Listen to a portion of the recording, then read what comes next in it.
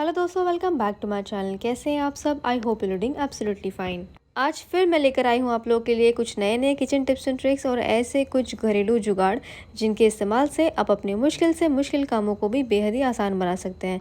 साथ ही आप अपने ढेर सारे पैसे और समय की भी बचत कर सकते हैं। हम यहाँ पर ऐसी चीज़ों का रीयूज़ करने वाले हैं, इस्तेमाल करने वाले हैं जिनको हम अक्सर फेंक देते हैं, और इन्हीं चीज़ों की मदद से हम अपने ढेर सारे पैसे भी बचाने वाले हैं। तो ज़्यादा समय नहीं लूँगी आपका, फटाफट से वीडियो को शुरू करते हैं। लेकिन वीडियो शुरू से पहले एक छोटी सी रिक्वेस्ट आपसे ज़रूर करना चाहूँगी। अगर आप मेरे चैनल पर पहली बार आए हैं और अभी तक आपने चैनल को सब्सक्राइब नहीं किया तो प्लीज़ सब्सक्राइब कर लीजिए, क्योंकि ऐसी इंटरेस्टिंग अमेजिंग वीडियोज़ मैं आपके लिए लाती रहती हूँ।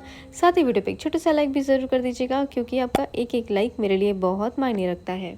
दोस्तों, सबसे पहली ट्रिक आती है हमारी किचन से। किचन में हम सबके घर पे सिंक तो होता ही है, और वो सिंक इस्तेमाल करते करते दाग धब्बे इतने ज़्यादा लग जाते हैं कि आप कितना भी चाहे उसको क्लीन कर लो, वो ढंग से क्लीन नहीं होता है। अब ये जो चाय की पत्ती है दोस्तों, उसको अक्सर हम वेस्ट समझ के फेंक देते हैं, लेकिन क्यों ना फेंकने से पहले इसका हम इस्तेमाल कर ले अपनी सिंक को क्लीन करने के लिए। आप लोगों में से बहुत लोगों को ये पता नहीं होगा कि चाय पत्ती जो है चाय में इस्तेमाल होने के अलावा क्लीनिंग का काम भी बहुत अच्छी करती है। अब ये चाय पत्ती तो हम वैसे भी फेंकने वाले थे, लेकिन इसका हम इस्तेमाल करेंगे हमारे सिंक को क्लीन करने के लिए। अब चाय पत्ती के साथ साथ एक चम्मच आप इसमें नमक भी डाल दीजिए। अब चाहे सिंक पे कितने भी ज्यादा खारे पानी के निशान हो, दाग धब्बे हो, वो सारे मिट जाएंगे। कोई भी आप बर्तन धोने वाला स्क्रबर ले लीजिए, या फिर आप स्टील वाला स्क्रबर आता है वो भी ले सकते हैं। अब इसकी मदद से आप पूरे सिंक को क्लीन कर लीजिए। इस ट्रिक को ना आप रोज़ाना भी इस्तेमाल कर सकते हैं। जब भी आप चाय तो बनाते ही हैं, चाय की पत्ती फेंकने से पहले इसको इस्तेमाल कीजिए, या फिर आप रात में सोने से पहले भी कर सकते हैं। करके देखिए दोस्तों, बहुत अच्छी ट्रिक है। बहुत आपका जो सिंक है ना, उसमें बिल्कुल भी कोई भी दाग धब्बे नहीं रहेंगे। बिल्कुल आपका सिंक जो है चमकता रहेगा। रोज़ नहीं हो पा रहा है तो हफ्ते में कम से कम 2 से 3 बार तो ज़रूर इस्तेमाल करें। 2-3 बार इस्तेमाल करेंगे ना, आप देखेंगे जितने भी ज़िद्दी से ज़िद्दी दाग धब्बे थे वो धीरे धीरे करके गायब हो गए हैं। बस करना आपको इतना ही है कि चाय पत्ती छानने के बाद जो चाय पत्ती बच जाती है ना, उसका हमको यहाँ पर इस्तेमाल करना है 1 चम्मच नमक के साथ। ये दोनों मिलके एक ऐसा स्ट्रॉन्ग फार्मूला बन जाता है जो कि हमारे सिंक के दाग धब्बों को बिल्कुल दूर करने के लिए बहुत ही कारगर है। आप देखेंगे आपका सिंक जो है पहले से भी ज़्यादा बिल्कुल साफ हो गया है। इस ट्रिक को ना आप इस्तेमाल करके देखिए, ट्रिक आपको बहुत पसंद आएगी। अब बढ़ते हैं हम अपनी अगली ट्रिक की तरफ। अगली जो ट्रिक आती है हमारी तवे को लेकर है। दोस्तों, जो तवा होता है, हम रोटी पराठे बनाते हैं या फिर हम ऑमलेट फ्राई करते हैं, बहुत सी चीज़ें इसके ऊपर फ्राई करते हैं। तो ऐसे में हमारा जो तवा है बहुत ज़्यादा चिकना हो जाता है। जब आप इसे नॉर्मल तरीके से जैसे आम बर्तन धोते हैं वैसे आप तवे को धोएंगे ना, तो इसका चिपचिपापन जो है बिल्कुल भी निकलेगा नहीं। अब उसके लिए आपको करना ये है, बर्फ़ के कुछ टुकड़े आप इसके ऊपर डाल दीजिए।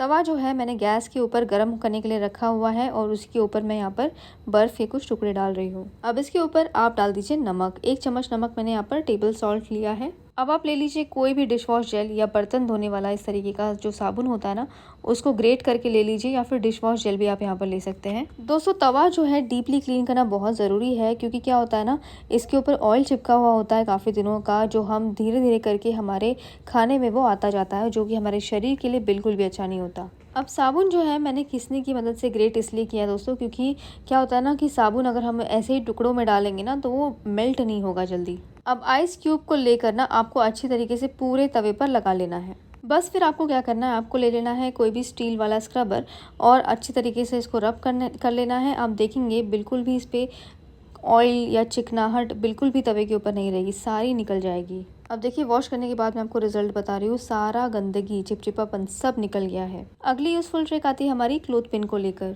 क्लोथ पिन का इस्तेमाल तो हर घर में होता है लेकिन इसका इस्तेमाल ना केवल कपड़े सुखाने के लिए होता है। दोस्तों, जब भी हम फ़ोन को चार्ज करते हैं, फ़ोन चार्ज होने के बाद वायर को ना हम ऐसे ही लटकता हुआ छोड़ देते हैं, और फिर बार बार इसकी जो वायर निकल के यहाँ वहाँ गिरती रहती है। तो क्यों ना अब इस फ़ोन की वायर को हम एक जगह पर ऑर्गेनाइज कर ले, क्योंकि वायर जब ऐसी खुली पड़ी रहती है ना तो वो दिखने में भी अच्छा नहीं लगता है। अब प्लग के पास मैंने यहाँ पर डबल साइडेड टेप लगा करके क्लोथ पिन को यहाँ पर लगा दिया है, और इस तरीके से जो चार्जर का वायर है उसको फोल्ड करके ना हम इसके अंदर डाल देंगे। अब जहाँ पर भी आप चार्जर कनेक्ट करते हैं उसके बगल में आप इस तरीके से ना क्लोथ पिन को लगा लीजिए, और चार्जर की वायर को फोल्ड करके उसके अंदर रख दीजिए। आई होप आपको ये ट्रिक पसंद आई होगी। अब बढ़ते हैं हमारी अगली ट्रिक की तरफ। अगली जो यूजफुल ट्रिक है हमारी है चाबियों को लेकर। चाबियाँ तो हम सबके घर पे होती है, लेकिन कई बार ना क्या होता है कि चाबियाँ हमारे पास बहुत सारी एक जैसी हो जाती है। खास करके जो अलमारी वगैरह की चाबी है ना, वो बहुत सारी हमारे पास हो जाती है। कई बार क्या होता है ना कि हमारे पास कोई कीचेन नहीं होता है इन चाबियों को रखने के लिए। बहुत लोगों को आपने देखा होगा चाबियाँ चाबियों में ना धागा वगैरह बांध के रखते हैं या फिर रबर बैंड जो होता है ना वो बांध के रखते हैं, तो देखने में बिल्कुल भी अच्छा नहीं लगता। तो यहाँ पर ना आप क्या कीजिए, सेफ्टी पिन जो हम साड़ी में लगाते हैं ना उसका इस्तेमाल यहाँ पर करेंगे। इससे होगा ये कि काफ़ी सारी चाबियाँ आप एक ही बार में अरेंज कर पाएंगे।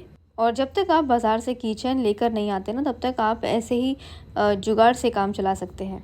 ऐसे करने से ना चाबी बिल्कुल भी खोएंगी नहीं, एक साथ इकट्ठी चाबी रहेंगी आपकी। अब आप इसे कहीं भी रख दीजिए, बिल्कुल भी एक भी चाबी यहाँ वहाँ नहीं जाएगी, खोएगी नहीं, क्योंकि एक साथ करके हम चाबी को यदि नहीं रखेंगे ना तो चाबी गुम हो जाती है और हमें समझ में भी नहीं आता कि चाबी हमारी गई कहाँ।